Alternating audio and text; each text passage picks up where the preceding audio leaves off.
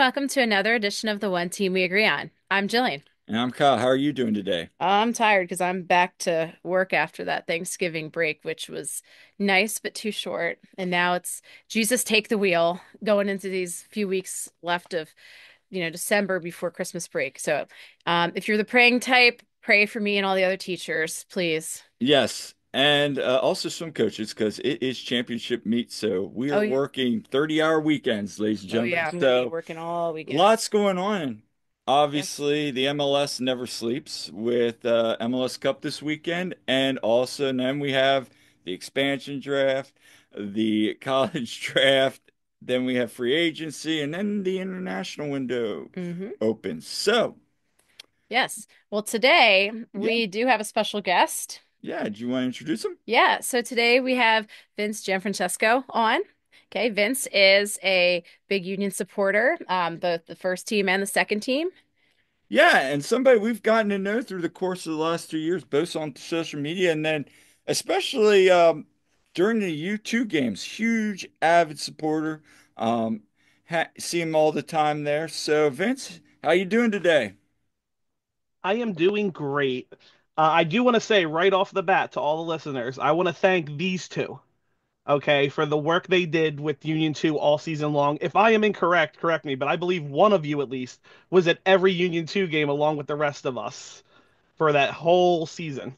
I would say probably 90%. I think one or Yeah. two games were like one of us couldn't get off. Yeah, some of like the weekday games, like especially like 4 p.m. and stuff, Yeah. there was no way I could get to like some of the weekday Trust ones. me, But I had to work. I'm in retail. I'm an assistant manager in Oh, retail, so I had to work some stuff like that Monday 3 p.m. game where there was 11 of us. yeah, yeah, but yeah, we were at most of them, and thank you, I appreciate that. I mean, it yes, was a pleasure covering the team, and it was honestly a really bright spot for us. for sure. Yeah. S- So, But yeah. before we get started, Vince, what are you wearing today? I am in my Bridge Brigade, the away version, the Delco logo, I believe it's Mhm. called, shirt, and just a regular Union hat because I don't like trucker hats, and that's the only one the Bridge Brigade has available right now. Yeah, no, I love the Bridge Brigade shirt. I need one of those. And it's a shame like that, of course, I'm one of the very vocal sell the kits kind of person because it's like it's literally take my money. Hmm. But I like that Bridge Brigade at least has some stuff. And yeah, you didn't too like missed a big opportunity because I don't know if you saw it, like when we were at the Next Pro Cup, we went in the Soccer 90s store there and they were selling North Texas jerseys. Yeah. I don't think the Union realized I probably would have bought like three kits. Like Hmm. I would have had a Union 2 Rick one, probably Frankie Westfield, one of the other players. Like they could have made money off of me alone. It would have been worth a profitable investment. Oh yeah, I know so many people would have bought them. Yeah, And especially like I mean with how good they were this year, you really had people buying into it. So for sure. maybe they'll think about it for next season. I hope. Yeah, Um, I definitely hope so too, because I yeah, feel like that's a missed yeah. opportunity And they for them. were nice kits too. And even Yeah, that, just like, if you had specific, at least t-shirt or something, like some kind of um merch for that would have been fantastic. So, you know. absolutely. Well, I am wearing another team that disappointed me this season, which would be the Phillies. My City Connect t-shirt. It's actually Brandon Marsh. Well, I'm not going to turn around and be awkward, but it's Brandon Marsh because he's one of my favorite Phillies, and I guess it remains to be seen if he'll still be a Philly come next season. But anyway, of course, it's the City Connects were nice, especially because they were very union-like. So I think that was part of the appeal. My sister definitely is like, of course you like the City Connect. It looks like a union jersey. And I'm like, yeah, that's the appeal. Now, how about you, Kyle? I am wearing tie-dye. I think I've only worn this once on the show. You've worn like I think last year's a bunch of times. I've worn Yeah, last year's a couple times, but I've worn this since been tie-dye from Pride Month. nice. And so, yeah, I actually like this. I actually found it. I thought I lost it. Oh, And I was going through my collection and I was like, I'll break this out. I haven't worn this in a while, so nice. yeah. But it turned out really good. It And did. again, thanks to Valerie for like taking care of this when we were on vacation. Yeah, yeah, because that was right before that Miami game, and then we were Yeah, leaving and then for we were, Vegas. yep. Yeah, that was the one game I didn't make this year either. Yeah. Well, yeah, nothing missed there except for misery. So, I was And only fun, allowed 2 Saturdays off that month. I couldn't take the ah, third uh, one. And they were like, which one can you sacrifice? I'm like, the one that'll make me the most money when I sell my ticket. right, right. to people that don't realize that Messi's not here. Yeah, for real, for real. It's funny. Actually, at swim practice tonight, I have this little 5-year-old, most adorable thing Yeah. on my one group, and he's like, I was talking about the Eagles with one kid, and then he's like, "Do you know Messi?" And this 5-year-old, and I was like, "Yeah." He's like, "I have a Messi shirt," and I'm like, "Oh, okay." I was like, "You should get a Union shirt." Yes. Yeah, and then another kid, Thomas, Yeah. he's like, "Yeah, Union," because he Yeah. likes soccer and he likes the Union too, and it was kind of funny. But yeah, it was just funny. This little 5-year-old. It was just like so random. Yep. We got a lot of those swimmers Yeah. into the union now, so that's good. Yes, we're indoctrinating the children. What Yes. can I say? Threatening to No. start. It Yeah. is a start. Yeah. So Yeah, so where can you find us? you can find us on Twitter at TOTWAG, and personally I'm at silly double underscore Jilly. And Kyle is at Coach Almany.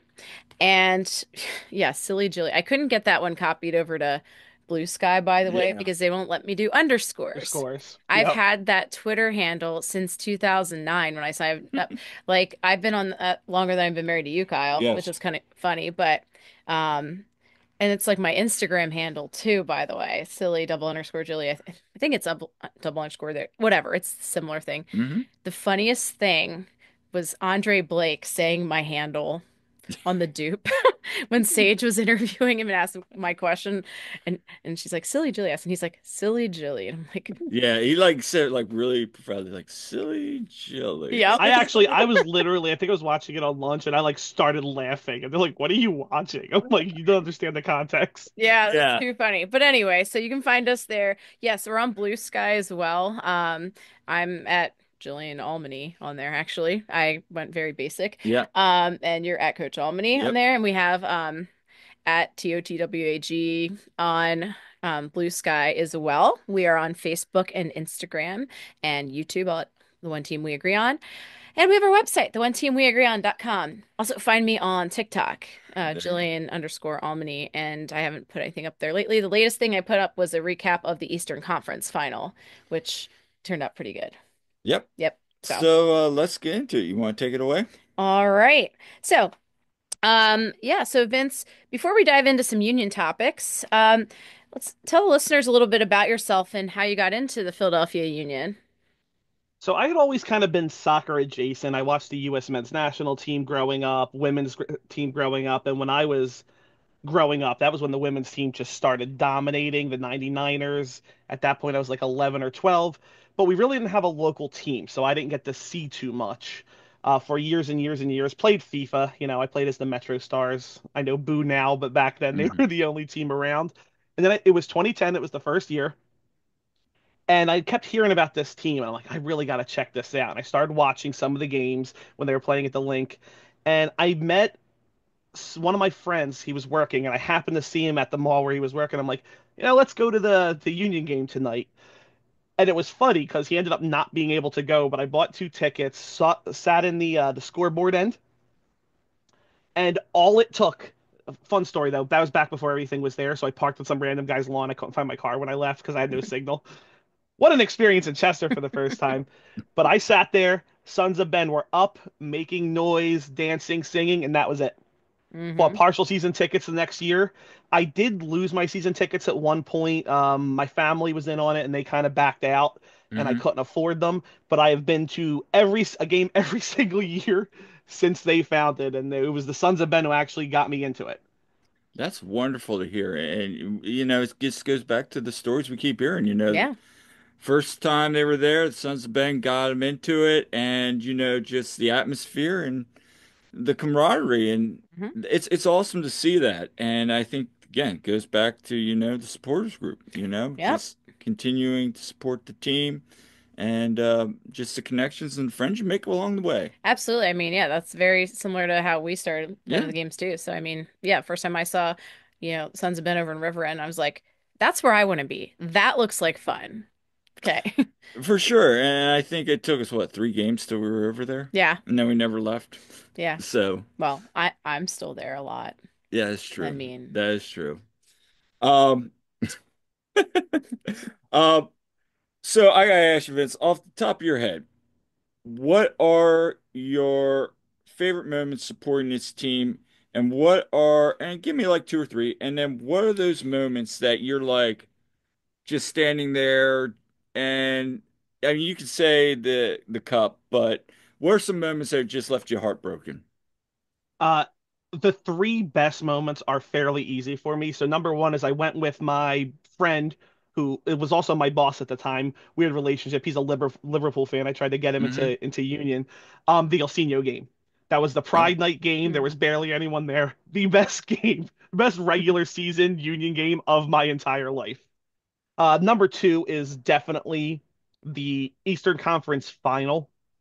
Hmm. The previous, I'll talk about the previous year in a second when we get to most heartbreaking. But that energy when Corey Burke came out like running onto the pitch as a sub, and it was 13 minutes of sheer hell for Hmm. NYCFC is hmm absolutely. I still watched it when I need to pick me up. I watched the Ilsinho game and I hmm watched that 13 minutes. And then honestly, I didn't expect this, but the most fun I have literally had since 2022 was NYCFC 2, 3, Philadelphia Union 2, 4. God darn, that is so hard. The game earlier this year at the end when we clinched our home playoff game, and it was a 7 goal barn burner. That was so much fun. I don't think I've ever run that much in my life. That Back and game forth. that game was nuts. What, Yeah. you were there for that one. Was that the one you were there for? Or Yes, Yes. yes, because she got footage of me. So I yes. could kind of Yes. feel the Yes. tide turning, and I was a little bit further ahead because the Bridge Brigade had gotten big at that point. And when Yeah. Frankie scored that goal, I literally ran down, and I'm a big guy if you guys don't know Yeah. me. So I ran like 3 sections, and you could see me in Jillian's video, like screaming because I was wearing the Black Bridge Brigade shirt. Yep. And then Yeah. all the guys come up on top of me. Frankie runs there, and like under that pile, I'm just like, I'm too old for this. Yes. And then Yeah. heartbreaking, oh God, it's not even MLS Cup. Like I know it's gonna sound so crazy because for a second there I thought we won it, but a lot of people go back to that, and I know this is gonna sound so stupid, but I really enjoyed that season, that Yes. entire season. It was so much fun. My friends were kind of with me as season ticket holders for the first times. So I know it's goofy, but yes, maybe the MLS Cup was the friends we made along the way because that's when a lot of these started. 2021 hurt. I Yeah. hmm still have full confidence we would have went to Portland and won. In fact, I don't think we've lost. I think we've beaten Portland every single time we played them for like 5 straight years. So I knew if we beat NYCFC there and then the contentious circumstances around it, that one was really heartbreaking for me. hmm Um, MLS Next Pro Cup this year was heartbreaking. I didn't expect it to be because the Union 2 were punching above their weight the entire year and Right. basically lost to like a team of almost 5 full MLS players. hmm But at the end, when the players were trying to hold it together as we were trying to console them, and I realized they're children, like it really hit into my head, they're children. At that point in this season, I feel like a soccer mom by the time we Hmm. got to the end of that season. So I'm like, this is the saddest thing I've ever seen in my entire life. And then for the third most disappointing one, I feel like they fought really hard. No, it was Houston. It was the away U.S. Open Cup against Houston. Because in the Yeah. other two, they fought really hard, but in that game, they looked so unprepared for the circumstances and what I thought was again probably the most winnable one, because Hmm. Seattle was a juggernaut when we played them, even though we were at home. Kansas City was a juggernaut when we played them, even though we were at home. But Yeah. Houston, we should have beat that year. They didn't do anything else. That was heartbreaking. Yeah, I've heard a lot of people we've talked to say that was probably one of the most heartbreaking games that Houston Open Cup lost, especially because it sounded like a lot of people went to Houston for that game as well. So Yeah. it sounds like they had the support there and the team just did not get off the bus, so to Yeah. speak. like I had invited friends over, and some people were late, and by the time they got there, like 10 minutes into the game, we were down a goal. Hmm. And I believe the first goal was the one where we were arguing a call, and Bedoya was the only one paying attention and tried to run back and stop an attack. Like, it was we looked really bad that day. That was one of the ones where I'm like, maybe this is the limit for this team. And then of Right. course Jim Curtin and that team continuously surprised us. But Hmm. Right. Yeah. No, and I 100% agree. I think 2021, yeah, if COVID doesn't happen, that whole thing, oh, I 100% think that was going to be the year that they would win the cup. I Because you do. saw them come out of the what was it? It was the CONCACAF Champions League then. They come out of that and they just had that renewed sense of pride and heart, and you just saw that team kind of take it to the next level. And then, the Red Bulls game, that guy got going. Then they, win that nail biter against Nashville. And it was like, okay, here we go. And I remember leaving that night going, we got a shot at this. And Mm. then, of course, it happened. That party happened, and Yep.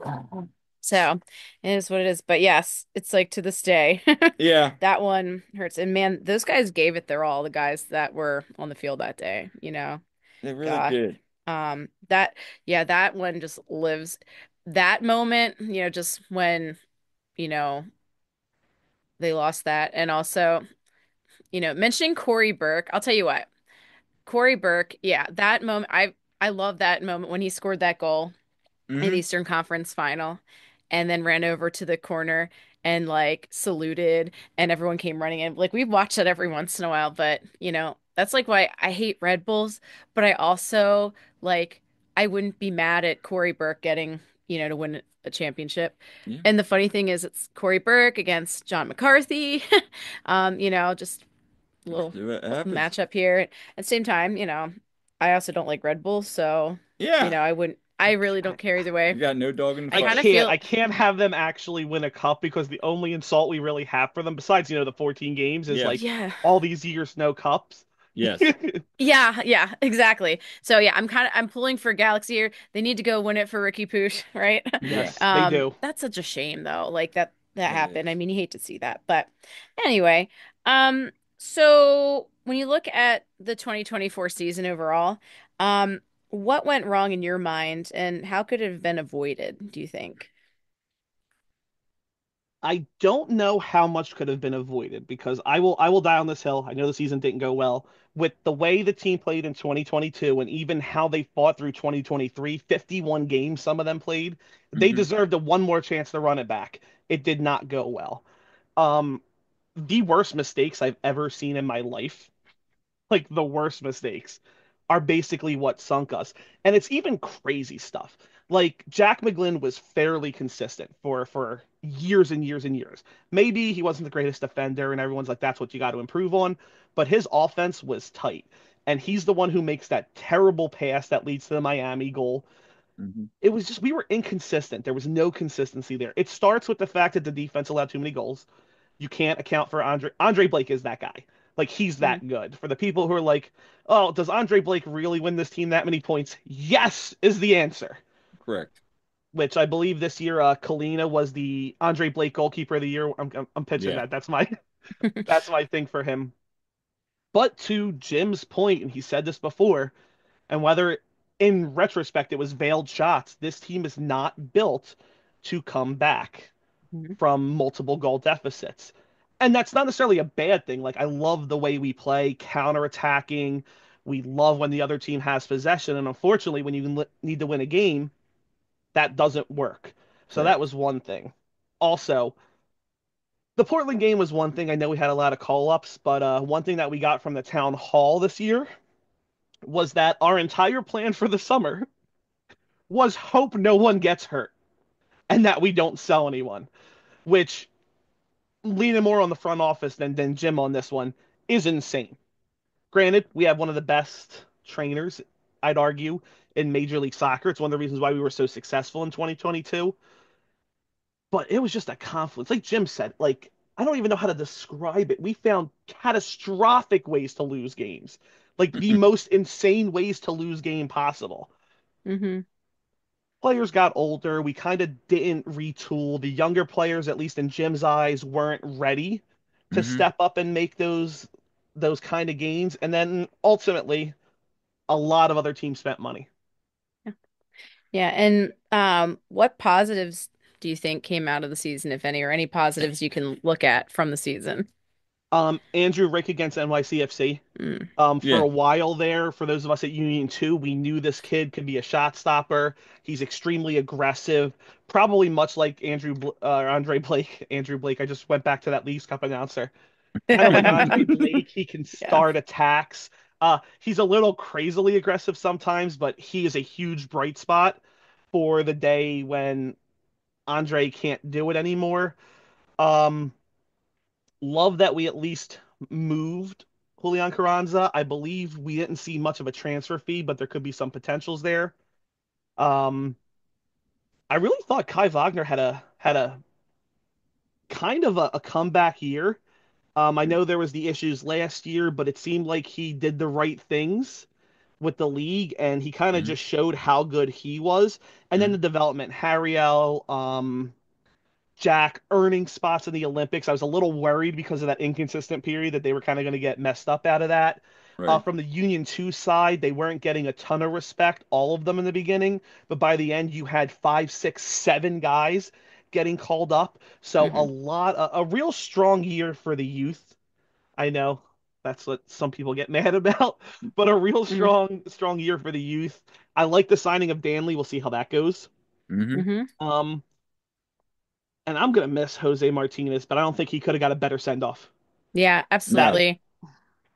Oh my gosh, it was incredible. I that was like that's why it was one of my like highest of the highs when I did my highs and lows. Like I did, really appreciate that he got a fitting send off. I was disappointed that Julian didn't get, really to have any kind of send off at all. But yeah, I think those are some great points. Absolutely. Oh, and Yeah. Ty, I forgot about how crazy a season Ty Oh had. Yeah. yeah. Oh my gosh, yeah. Absolutely. No, and I think you often wonder. I know Jim said it a couple times. You know, the tie. I know he said a lot during the summer. The tie we see now isn't the tie we see at the beginning of the year. Which, okay, that's fair. He was kind of injured. I Hmm. get that, but I still wonder if you couldn't have got him some more time early on. But I get it. And Hmm. at the same time. Union got lucky there. But you brought up a good point because Ernst talked about the development. I mean, they talked about develop 15, If you took a 16 drink every times. time you said Yeah, development, been you'd a be great drunk. drinking game. Yeah. But the truth of the matter is, yeah, there was a lot of great development from the second team. We're seeing a lot of development coming up from the academy, which hot take, I think maybe second team's not as good next year, but I think there's going to be a next wave is going to be coming up. Having said that, I side with Jim on that. You're not going to put CJ Olney in there for 90 minutes. You're not going to put David Vasquez in there for 90 minutes. Kevin, as talented as he is at his age, is he going to go out for 90 minutes I'm talking about 2024. Yeah, at his size too, Exactly. against Hmm. fully grown adults. Yeah. Exactly. Is there things to be excited for? Absolutely. But those things are going to take time. So I'm not going to fault Jim in the million years. Where I think the problem, like you said, was the plan. Our plan is to hope nobody gets hurt, and we're going to bring in some pieces and we're going to see what happens. And you go and you get Sam Adeniran, and you're like, okay, great. This guy had what, 7 goals the year prior in St. Louis City. Cool. Maybe he works out.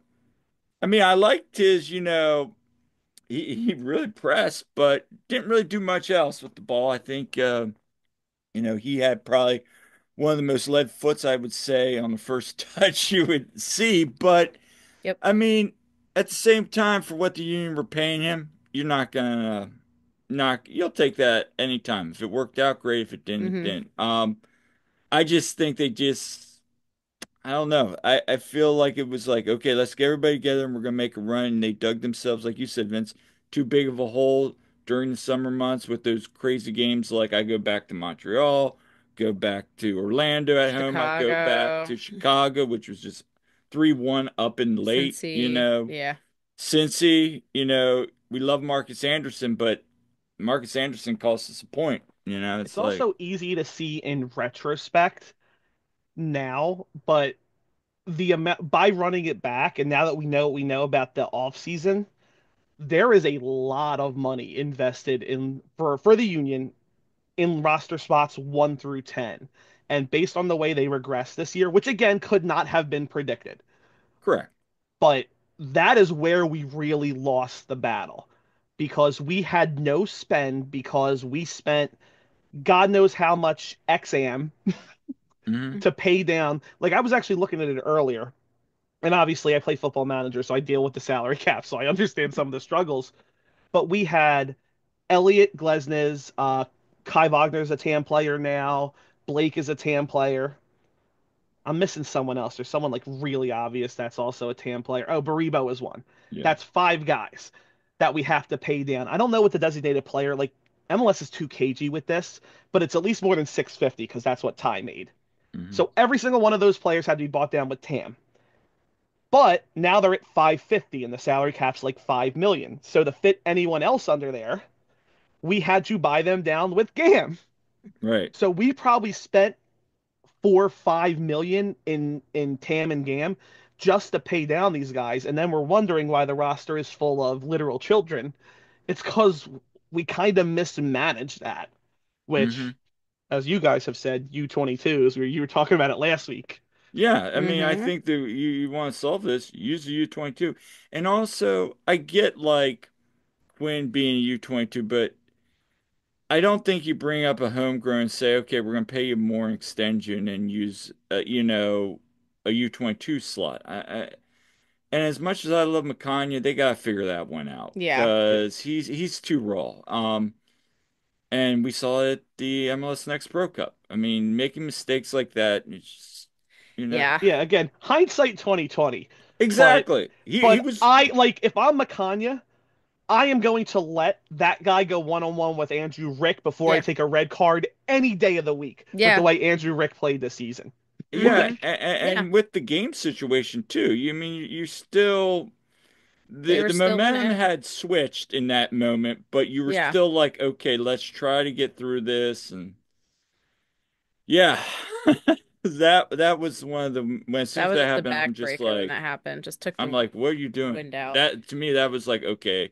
I was kind of still defending him, like, okay, let's see, maybe he takes the next step. And then when I saw that, I'm like, Because then at that no, point, like, even if you survive the 10 minutes that remains, or yeah, 15 minutes, whatever it was, you now have to go. Again, by that point, they had subbed on, other than the striker they took off, Joey, whatever his name was, Mm. they yeah, basically had 7 MLS players, North Texas, on oh that yeah, pitch against Hmm. children.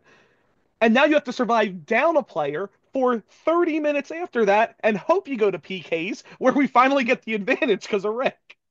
yeah, Right? right, right.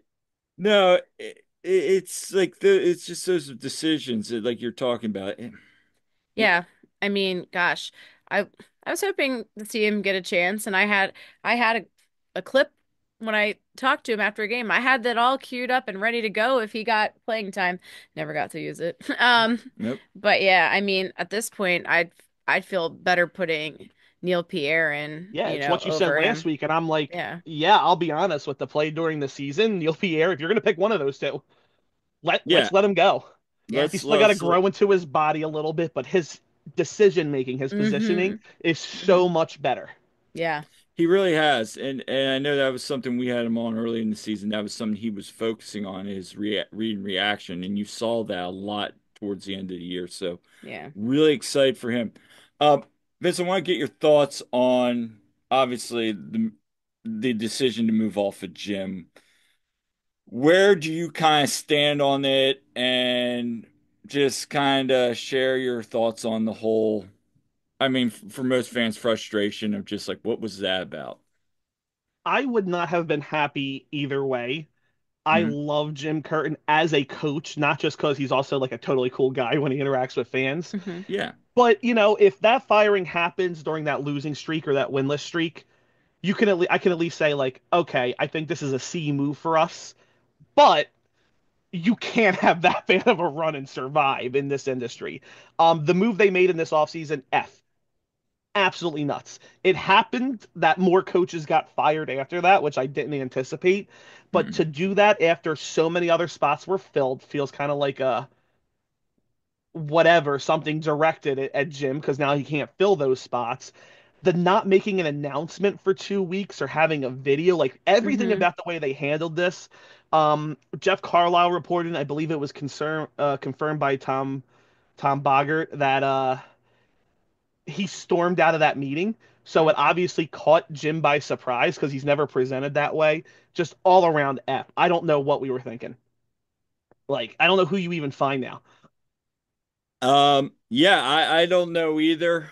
I mean, we mentioned some of the names, but even like you go back and then look at them and then you hear, I think it was Joe had mentioned after the presser we were at that, he's looking for somebody with potential MLS experience. And then he mentioned, somebody younger in his last one and somebody who understands the diamond. It'll Um, be some coach from like, Red the Bull, German third division or Yeah, something it that sounds to Ernst me is. like I he don't know. wants a more compliant Jim Curtin, is what it sounds correct. like, which is I insane because you had Jim Curtin. Right, and, Yeah. and to that point, you want a yes man, and somebody who's a coach. Your best staffs are when you're iron sharpens iron. You want to be bringing different ideas to the table. That's why I still say Jim's best assistant was Pat Noonan. They didn't agree on Correct. everything, Oh, I was gonna say it, and you beat me Hmm. but to it. also, you see from the press box, you see Frank, like you see Phil Wedden, these are people that bringing ideas to the table. Yeah, and Jim was always very complimentary of that, even with Ryan Richter. Hmm. I just feel like you get nowhere with yes men because at the end of the day, if something's going wrong, who's going to take the blame? Well, the head coach is going to take the blame because then, you know, And he did the, it all year long. He never once let anyone in this organization take the blame, and he got mad at his players when they called out the organization. And correct. Yeah. that's the way it ended. Like, I don't think I'll ever trust Ernst Tanner ever again. Ownership I might turn back around to, but Ernst is always going to have a black spot on his record for me, and it's never going to go away because the way this was handled was ridiculous. For sure. For sure. And what got me even more was like you kind of mentioned, there was like what, 2, 3 weeks of just radio silence, everybody thinking everything's Hmm. kind of okay. And then all of a sudden it just comes out. Then next thing you know, they're having a presser, and that presser was just odd because Hmm. everything they said just seemed to be reflecting. And, it goes back to the ownership too. I think Jay Sugarman's right now ha does not have his finger on the pulse of this team. No. And people are listening have been around since day one are like he's never had his finger on the pulse of this team. And okay, fair enough, but I mean, I get. he had Yeah. his helicopter on a practice field though. Yeah. that's It's just true. That is true. for me. It's just like I get it. It's a business, and these coaching decisions happen and stuff. But like this is not a case where everyone's like, you know, close the curtain, it's there's a few of those people, but it was like Jim's still wildly popular too. Like so many people were pissed off And about he did the this. things that a lot of people criticize him for. And I know it didn't go well. But look at the Yeah. Miami game. We're up two players. What would he Yeah. normally do there? Stick with his guys. What did he Yeah. do? He pulled out defenders and he put in extra attackers. All the complaints that all the fans were having. He was throwing the kitchen sink at Yeah. every game possible. And it Yeah. Right. just wasn't working. Yeah. Right. I mean, he got so much out of, so little, to be honest. So, I mean, but it really also ticked me off that it took the union so long to, you know, thank Jim for his time, like to actually put together something. Because, I mean, geez, this And then guy, right before the next Pro Cup, a yeah, lot about the the way that was handled timing pissed me off. sucked. Yeah, the timing sucked. Yeah, that It was really weird. did. Yeah, I didn't get that one either. It's like, okay. Yeah. So that was a downer. Um, in your mind, who do you want to see as the next union coach and what qualities do you want them to possess? Do you want a crazy one that would never happen, but it's the coach that I would kill for no matter what? I'm curious. because that's Andoni Areola of AFC Bournemouth and Yes, NYCFC right back legend for 1 year. that is right. Those are kind of like he's to me he's basically this is gonna sound so bad because I basically want Jim Curtin except more animated. Hmm. Like Areola is just Jim Curtin if he was animated. Right. He's a player's coach. You know, sometimes it takes him a while to get in there. The only I will be happy with one person. I will be like content, and it will earn some goodwill back.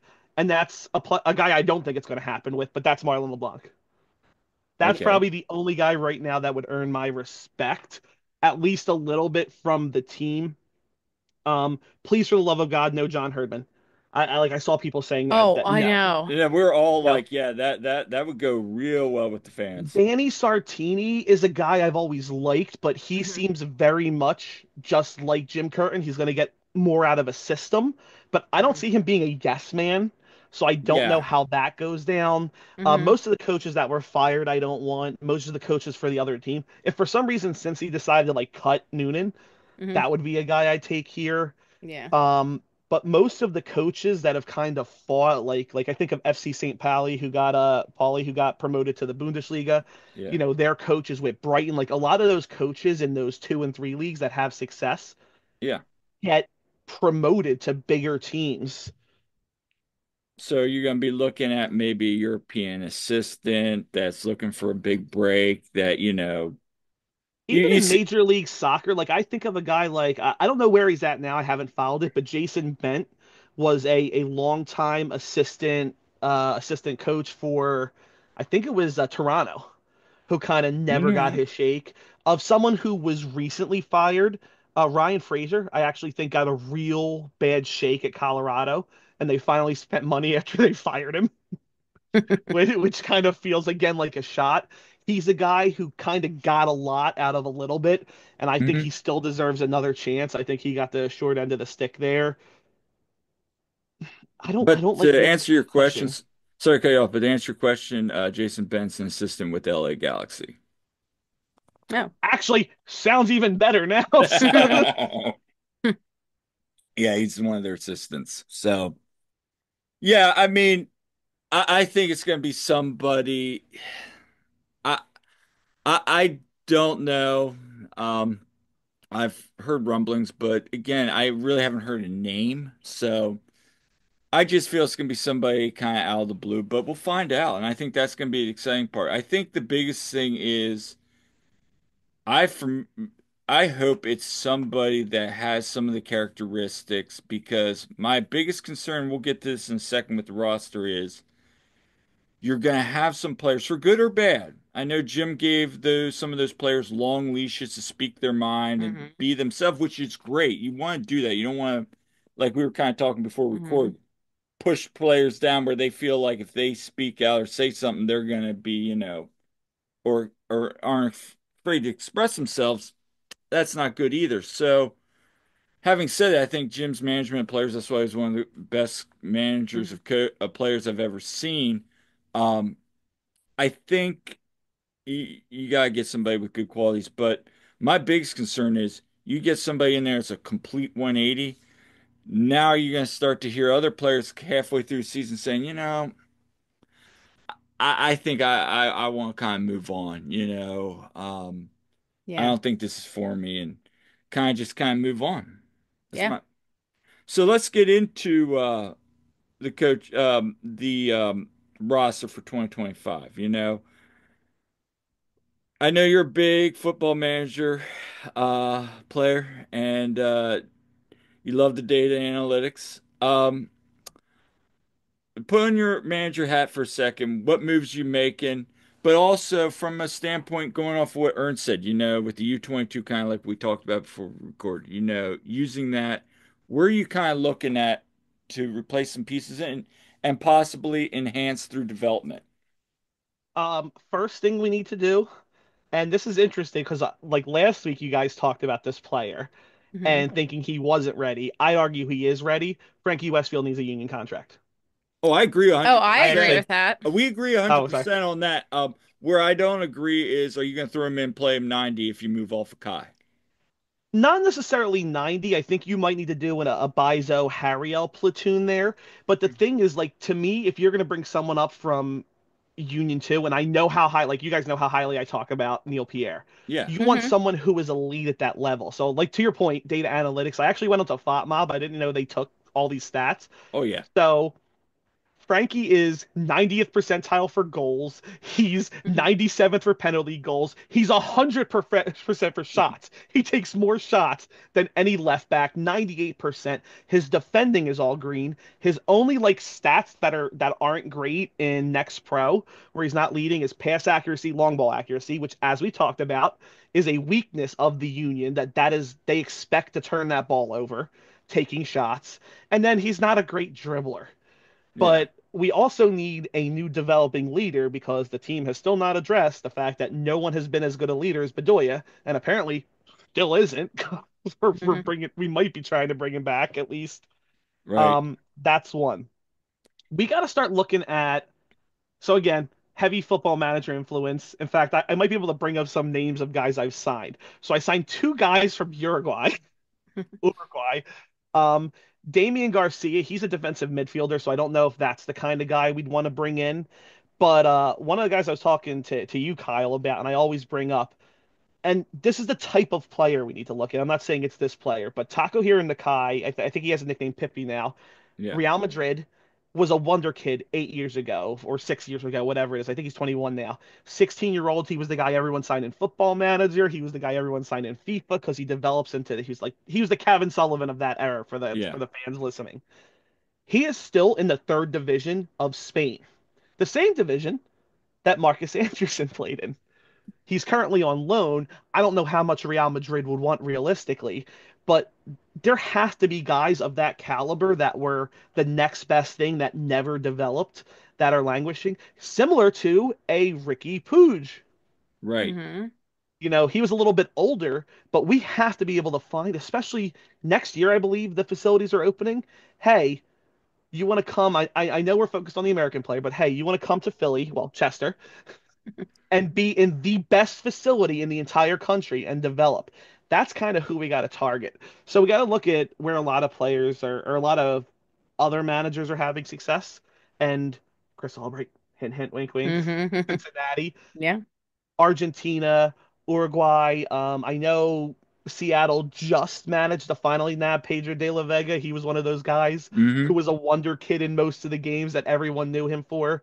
Little bit older, but once he got healthy, there's a reason Seattle made the run it made. Yeah. No, I agree. I think South America, there's a lot of potential Oh my down gosh, there, yeah. especially in the midfield defensively. I mean, there's a lot of good stuff in there. There's players. I will say Ernst has found some really good diamonds in the rough, but there's some better, like we said earlier, high Yeah, he quality. struggles in Major League Soccer transfers. His Yes. outside transfers are mainly good. Yes. And again, you got to work out some of these big clubs have these guys, and I don't know how much they invested. They might not want to part with them, but at a Hmm. Right. certain point, if you turn Uwa around for 4 million, is Correct. 3 million too much to spend on a 20-year-old that could become at least a steady designated player for 10, 15 years, scoring 20 goals a year? Look what Miami did. With their U22, signed him Hmm. for what, 3.5 and now sold him for 15 mil. I mean, Yeah. that's the Yeah, I kind of business. believe Tata, I think, actually wanted those players, Yeah. but Atlanta. Thiago Yeah. Almada was another one of those guys. Like, why is he Hmm. going to play on a football turf Yeah. instead of playing in a state-of-the-art facility that again opens next year? I know it wasn't open Yeah. then, but Yeah. Right. No, I get what you're saying. I think there is that balance of development that, there are kids, like you said, like Frankie, who we Hmm. would love to see up there. Yeah. Is there anybody else that maybe or position that you'd like to see addressed? we need a third striker. Yep. Hmm. Um, the ideal person who's going to be in free agency that the team in no way can afford, because I've already talked about TAM issues, would be Jeremy Abobasi. Would Hmm. be that guy. I thought about that too, but you're right. A, they're not gonna pay him, and B, like unless he's willing to take a pay cut because he had probably his worst statistical year this past year. But let's be honest, I mean, they weren't anything to write home about. I mean, a lot of those players regress. So he's one. Yeah. Kip Keller got released by Cincinnati. Yeah. He was a little bit of a tweener. He did play for Cincinnati too a couple of games, but I think it was a recovery stint. I Hmm. don't think it Hmm. was because they just felt he wasn't good enough. But he could be a guy if you actually want experience at center back. Um, you really want to start ripping people off of the better, like the final four, which a lot of them haven't made their decisions Right. yet. But we're set at goalkeeper, as Yeah. far as I'm concerned. I Oh, think, I actually think Ernst said that, didn't he?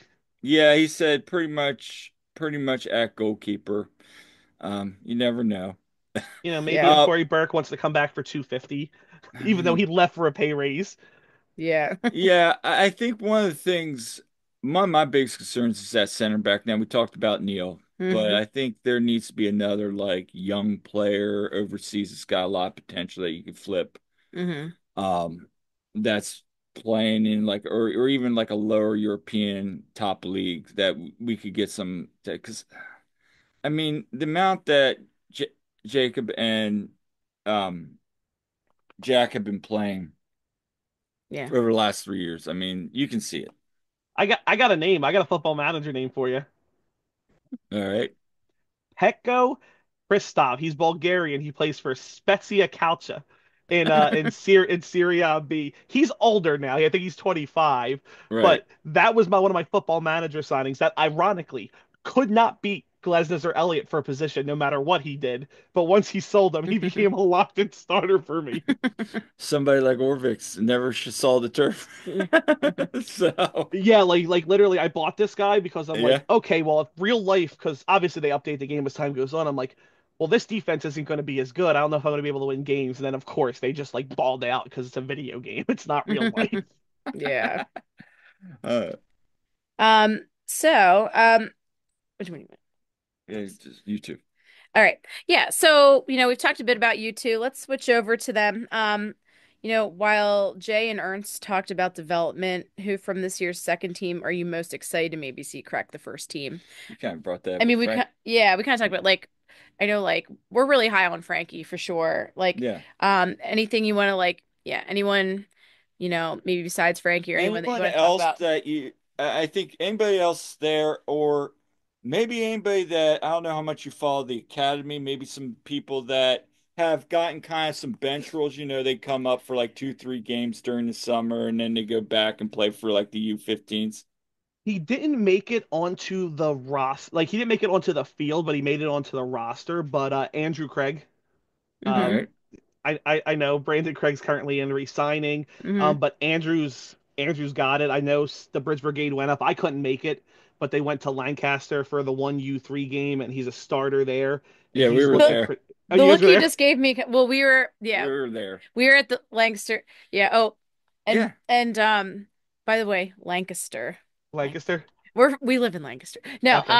but no, no, we were at the game, the Union Yeah. 3 against Lancaster FC. That was a fun That time. was coming right back from Oh, that was a weekend where we had first team, we had second Columbus, team. drove back, Yeah. watched the U2 game, and then drove over to Lancaster for the U3. Yeah. Yeah, I came back, so I went to Orlando in the midweek Yeah. for that game. Then I had to work on the weekend. I'm like, I don't have it in me on Sunday to drive 3 hours.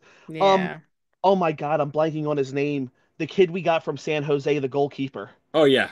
Oh Oh my God, yeah. he is so good. He And is good. I Jose know right he's now is screaming 14, at us because Jose's huge on him, and I agree. Yeah, he's probably gonna be but one. Rick is probably going to be your backup, or if they can't find starting minutes for him, he could be loaned out somewhere. I don't Right. think he'll stay at the Union 2 level. So No. obviously He you needs have to a play. veteran backup there, Mike Sheridan, who hopefully comes back. We love Mike. Yeah. Yeah. But getting one of those kids up there. Gavin too, Gavin Wilkinson, I believe. One of Gavin our Atkin goalkeepers. Gavin Atkinson, sorry. Atkinson. Yeah. Yeah. I struggle with the names. There's so many kids on these Yeah. rosters. No, he was really good in like the GA Cup and everything. It was fun watching that. Yeah, and then you got, there's just a couple guys too, like just to see the continued build of Gavin Wetzel next year. I mean, I'm not I saying was so impressed. There were two decisions that were made last year. towards the end of that season, well, this year, whatever it is. Yeah. To your point, Gavin Webb, he balled out at right back, He and did. he improved consistently throughout the year. And he's obviously smaller in height now compared to maybe some of the other older players in MLS Next Hmm. Pro, but really did work at right back, especially through that playoff run. I'd argue he was the best defender. I know he got beat for one of those plays, Yeah. but he was Hmm. arguably the best two-way defender in MLS Next Pro Cup. And I don't think he'll ever necessarily be on the Union squad, but Nick Pariano's move to defensive midfield also drastically changed that entire kind of run towards the end of the season. I Hmm. love Sanders and Gabo. I know his father passed away, I believe, Yeah. and he wanted to go back home. But Nick brought something I've always wanted the Union to try with Jack McGlynn, kind of a passer, distributor, the Harris Medunian six in Yes. that role. And that was really interesting. Last year, we used one of my favorite slots, the slot I can't believe teams don't use, slot 31, which, for those who don't know what it is a you loan the guy to your next pro affiliate and doesn't count towards cap and doesn't count towards anything on the team. And it can be a full senior team player up to a certain age. I would really like to see Periano continue to develop, maybe bulk up a little bit. And then, I think he could be a very good, bring him on if you need an offensive attacker to close out a game, something like that, fresh legs. I think that'd be somebody. It's kind of like I've said about CJ Only, you kind of see him maybe Hmm. with the Open Cup this coming year, maybe get some playing time there. Leagues Cup, That Leagues And then Cup. sounds like it's not happening. Yeah. And then if we're not going to sign any sort Yeah. of high-end striker, let's give Eddie Davis a chance in an Open Cup. I know he's the easy answer. Yeah. I also don't know how long he stayed What'd you here. think about Ernst's comments? Because, we've watched a lot of those two, and, Hmm. we've talked both him and Sal, big fans of him, but again, it's that jump, especially to striker at the MLS level. Where do you stand on that? Because I just don't know, especially if you want to hold up, and neither of them are hold ups. No, No. no, they fit the mold of this team. So Right. the issue is a hold-up striker isn't part of our team, and most of those guys who were prospects we let walk because they weren't, which Ernst's fault Yep. because Hmm. he built this team a certain way. And then the other thing is because we keep talking about this, we keep going back to this like size. We saw what happened when these kids who are amazing, who deserve all the ton of respect that they've earned. But we saw what happened when a bunch of 17 and 18-year-olds go up against the best team in MLS Next Pro, who also basically had, I believe it is seven full roster. Right. Dante Sealy played 11 or 18 games, like something Yeah. insane for FC Dallas. Yeah. I Kind of feels mean, like a cheat. I'm I just Yeah. gonna mean, say. it does. Yeah. It does when you're like one of the youngest, if not the youngest. Were they the youngest roster this year? Yeah, I they're mean, the. Marlon I said it think over and over there and were over. Like, times like maybe we yeah. weren't the act like because Kyle Tucker or Mike being on the Yeah, bench like would Yeah. raise that. But from a locked in starters, I mean, who was the oldest player in Next Cup and in MLS Next Pro that's the cup that started? Um, 20?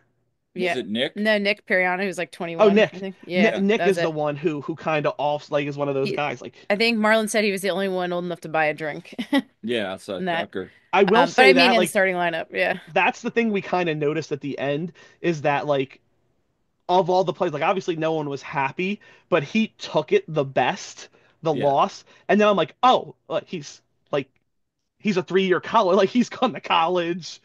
I'm like, I forgot how old he is compared to the rest of the team.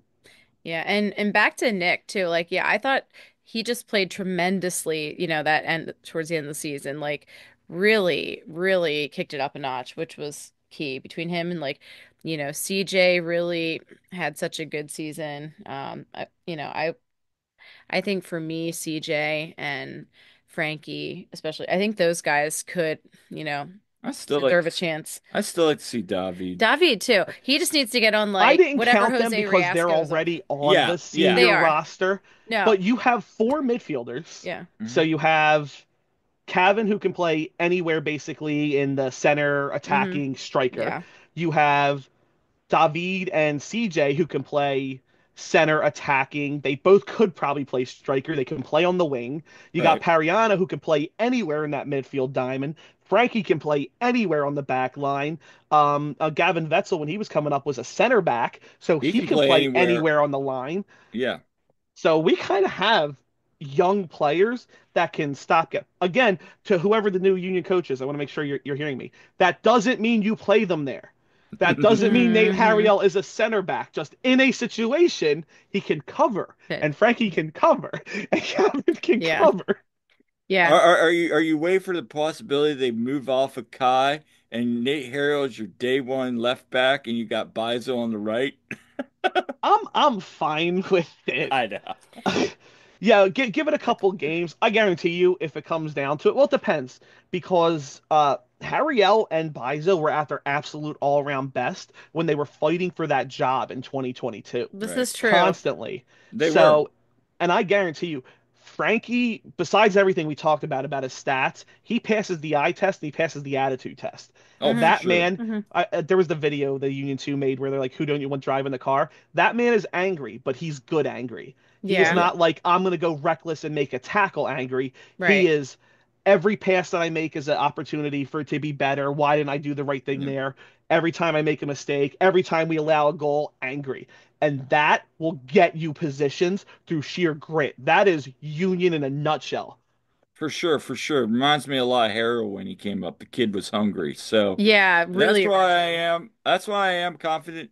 I just keep going back, and that's what I was saying the last episode. That jump from MLS Next Pro to the first team, it's like, ooh, but I think if you kind of do what they did with Harrell, bring him in, get him antiquated, I think you could see him pushing for minutes. Yeah, to your Yeah. point, like he doesn't have to go in and start No. right No. away. Bring him If off the you have to bench. stopgap Bizo and Harriel there, that's fine. But give him those 15, 20 minutes, not Paxton Aronson minutes, not 5 minutes in stoppage Right. time. Hmm. Give him at least 15, 20 minutes to play in and really test himself against MLS opposition.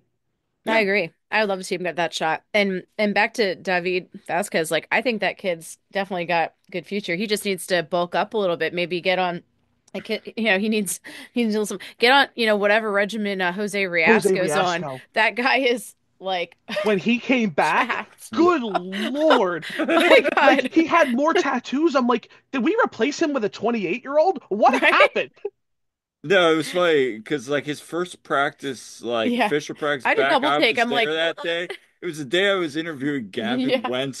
Gavin Wetzel, and like I turned to somebody, I go, "Is that Jose Riasco?" They're like, "Yeah, he just came back." I'm like, "Can I talk to him?" They're like, "He doesn't really speak any English yet, and we don't have a translator today." I'm We like, we "Darn did it!" it with we did it with the Bridge Brigade. I forget who Yeah, it was. One of them there. I don't know if it was Gav or Ant or Legs. Like yeah, someone said, like, who is that? I'm like, that's Jose Riasco. Like I was the first one to say it because yeah. like he just looked like Jose Riasco, just bigger. Like, what is that dude on? Oh, I never I was like looking at Instagram and I saw pictures from training. I was like, is that Jose Riasco? And then I like or looked and is I it saw the just this tag is the on it and I'm like, reaction when a 21-year-old walks into a group of 17 and 18 Right, year right, olds? right, right. Is that just it? Oh, yeah. So, yeah, that was right. crazy. Do you want to ask the next question? All right. What- Nah, we'll scoot down. which Good. one? Right to that one. Yeah, that's what I was gonna say. All Yep. right. So, I like my match day ensemble and merch and all the different things. So, I would love to know from you, what would you say is your match day ensemble that you enjoy wearing the most and anything you're looking to add in 2025? So I always try to match my jersey. I am mildly on the spectrum here, so I have to wear certain things at certain times. It's part of my routine. Hmm. I like my jerseys to match the team. So if they're wearing the home one, I like to wear the home one. But my go-to is my home kit, Chris Donovan jersey. Love Chris Donovan. Blue jeans. I have shoes that match. I've started to branch out and wear different color shoes. It took a lot for me to break that. But I generally buy shoes that match the exact colors of the team. Nice. And now I got brightly colored ones. For Union 2, I usually sometimes I'll wear a t-shirt because we don't have Union 2 jerseys, Right? Philadelphia Yes. Union organization. Yes. Um, Generally one of my Bridge Brigade shirts, and then the brightest shoes I have in blue and yellow, so that when we're doing shoe 2, you can see it Nice. from the ground. And then hats. my hat collection is insane. I actually just had to buy hat boxes because I'm Oh, now nice. over 60 Phillies, Sixers, Union and Phillies I have the most of by far. Do you But have you'll always see me in a hat. the Philly City Connect hat? I do. Yeah, that I don't wear a lot of hats, but I made sure I bought that hat because I actually really like that hat. Like that is a good one. That is a good one. So I Yeah. started growing my hair out. I think it was in 20, I think it was last year. And like I said, it was good luck hair, but in Hmm. reality, if I throw a hat on, you can't see I'm getting older and thinning, and it looks like I have this like luscious head of hair with curls. And now it's become my entire personality is hats and shoes. Nice. Nice. Love it. Love it. I got a fun one. You know how since you're down there with the Bridge Brigade a lot, you know about the hugs. Yep. Do you have a favorite hug flavor? Um, I like purple. Yes, me too. That's my There we favorite. go. Yes. At least you're not like everybody else likes blue, except for Andrew Rick, who likes green. No, and Eddie Davis told us he liked the purple. And then somebody told us Yes. he liked blue, and then like I was like, no, you No, told us. Eddie Davis gets purple. Oh Yeah. yeah, yeah, Yeah. yeah. So, Um, who was it that did? Was it David at the one practice? I was like, what's your favorite flavor? And he's like, I don't know. Is he blue? Is he blue? I think we He asked him. usually gets blue. a Yeah, lot of I them can't get remember. blue. Someone gets red. We usually run out of blue. Blue is always a Yeah. problem for yeah. us. But it's also team color, so I don't know if it's just like Mm. intrinsic. I always see Uh, Kevin Sullivan sneaking over, like why when the game's over, he like goes right over you guys, is like, yo, give me a blue, give me a blue. Because he basically has to then go do 20 minutes of autograph controlled right, autograph right. sessions. Yeah, I know, and it's just funny. Yeah, that's so funny. No, because like as a teacher, I know like when I give out like lollipops or something for prizes when we do games or something. Yeah, Oh, a lot of kids like the blue. So it's just, I mean, I don't know. Kids it like it. it is. Um, this has been fun, Vince. I appreciate you coming on. To wrap it up, one last thing.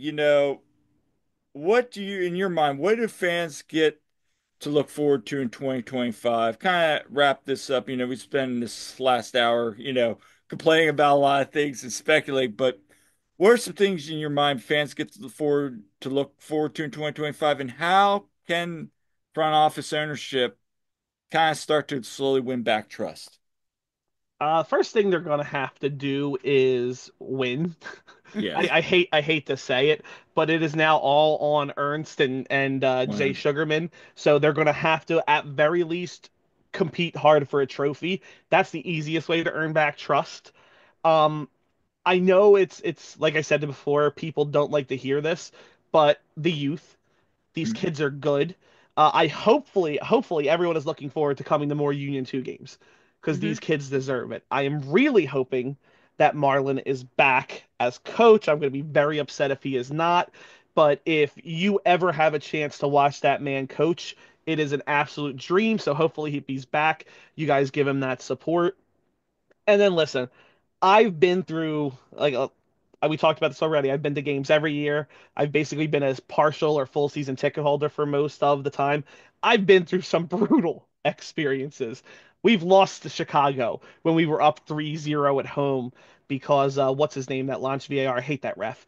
But but like allowed handballs. I've left games where the only consolation was a loaf of bread. Hopefully, everyone here will just rally around these guys. They deserve it. Any of the players that come back, at the very least, Andre Blake, Bedoya if he's back, even guys like Jack Elliott, which I hope he comes back. Um, but support these guys, man. I know mm, there was talk with the protest that they're grown adults and they should be able to play with or without fans, but these guys do give their heart for the badge, even if it doesn't look like it. And then, most important thing that we need to look forward to next year is the wonderful group of independent journalists, podcasters, you guys, Jose, Todd, Mike. I love you guys. I love what you bring. The energy you bring. It has been so much fun getting to know you guys. And like one of the things I found this year, which MLS stadiums in general and the Union Stadium always kind of felt more like home because it's more accepting because of the culture and diversity. And as a queer person, I always felt like it was so nice to see a pride flag hanging there, not just mhm. once, but a lot of that time. But I really found a second family with the Bridge Brigade. And if you guys can get involved, I know there's some changes in leaderships. Congrats to Justin who won Hmm. SOB president, Jeremy, who also was with us at Union 2 games, who is the merchandise director. But get involved, I'm telling you. Come to these tailgates, meet these people. No matter what you think about them, the capos, the leadership, they really care about this team. And I guarantee you can find family in our independent journalists, like our wonderful podcasters here, and journalists Kyle and Jillian, and with all of these guys. I love you guys so much. Again, sappy. It sucks we don't have a trophy, but we kind of made a joke about it, even though we were sad. This year, the MLS Next Pro Cup was the friends we made along the way, literally, and It the really, Bridge really Brigade. was. And I really value those relationships. It doesn't exist in other sports, no matter how much you think it does. And I just love the fans of this team. So I'm hoping we can all come together, even if we have disagreements next year, Hmm. and support these guys, no matter how good or bad. Please be good. no Yeah. matter, no matter how Yeah. good or bad they are. Yeah. No, I think you summed that up very well, Vince. Yeah, and really appreciate, the kind words about that. And it's Yes. been just great. I mean, we have met so many great people along the way and gotten to have great experiences. I mean, I have zero regrets about going out to Dallas, Yeah. and doing that trip, even though it ended sadly, just like when we went to LA for the MLS Cup. Yeah, it's like Again, I'd weird still do it. because I got brought in by the Bridge Brigade and their energy and what Kyle and Evan and those guys have built Yeah. is Hmm. amazing. Honestly, I started going because they were so funny. Yeah. Oh But then yeah. like by the end of it, I'm like, this is amazing. Kyle is walking out there with the MVP trophy. We're getting call outs. Like you don't do Yeah. it for the fame because like we're a supporters group, but Yeah. like I'm in the video on the screen and I turn up and I see me yelling into a camera and I'm like, Yes. what is happening? I love this. Yeah. I guess, and like Marlon did say when I asked him a question in the post game at the MLS Next Pro Cup, like, he said, "Well, we did win a trophy last weekend, when the Yeah. that weird like Next Pro Eastern Conference one with the arrow thing that We they got love that. it because the That's such Eastern a cool. Conference one post pushes right and the other Yeah. one pushes left. Like Yeah. it's Yeah, that was designed very to be cool. one thing. Yeah, Yep. so that was pretty cool. But yeah, definitely, and I'm gonna miss Marlon if he's not back. Yeah, he was honestly the best to interact with, and I think like for me covering the team, one of the best parts was, besides interacting with the players and getting to, get their stories and everything, just like talking to Marlon, getting his comments and just like getting to talk to him because he was just phenomenal to talk to, just like Jim was phenomenal to talk to. But Who like else is we going to went to, sit there and tell you? Like, yeah. I felt bad that I had to yell at Neil Pierre for making an amazing run because he's not supposed to be in Yeah, that yeah, yeah. position. Right? Right. Yeah, yeah, No, absolutely. the thing with Marlon is, and I always will appreciate is he could turn a bad question into a good question real quick, and that's an art form, and he was always honest, and Hmm. he would give the great answers that you could clip up and give sound bites to any time, and that was the great thing about Marlon, and like I brought up, when I went out to interview him and his son, before that, while they were still waiting for Kellen and them to finish up, him and I sat there and talked about coaching and just the journey. And, from playing to this to that to now being here and just our stops and all that and just kind of just chatting, Yeah. having this long, like 20-minute conversation Yeah. about like life, family. And that's even before the interview, you know? Yeah. And how he embraced the Bridge Brigade and just that whole like partnership there was fantastic. And, I can't say enough good about, what the Bridge Brigade did for that. So you guys that were all down there every game cheering. Like honestly, we were actually in the stands for like the first two games of the season with Hmm. Union too. Like we were at the St. Patrick's Day one, whatever. We were down in the stands for that. And then we started to go up in the press box. But I'd be down up in the press box looking down. I'm like, part of me wants to be down there, like cheering with you guys, because what a time.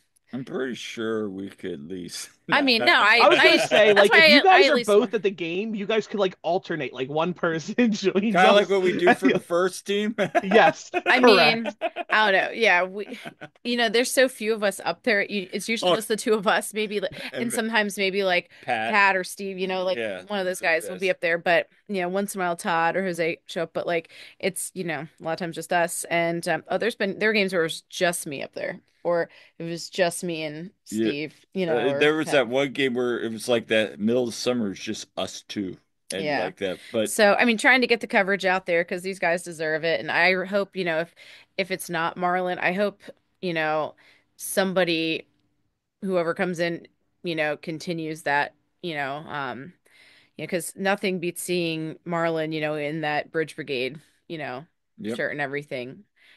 So this is fantastic. I can't wait to see, I can't wait to see Bridge Brigade and just the fan base of Union 2 continue to grow. So thank you and, the rest of Bridge Brigade for the efforts on that as well. Amen to that. So, Vince, where can people find you on socials? So I am still on Twitter. I refuse to call it anything else. Same. The Yeah. Envoy of Chaos, although I use that a lot less. I am on Blue Sky, same tag, the Envoy of Chaos, except I am not. I use dupe.monster as my ending. But if you type Hmm. it in, you'll see it. Hmm. It's a custom one.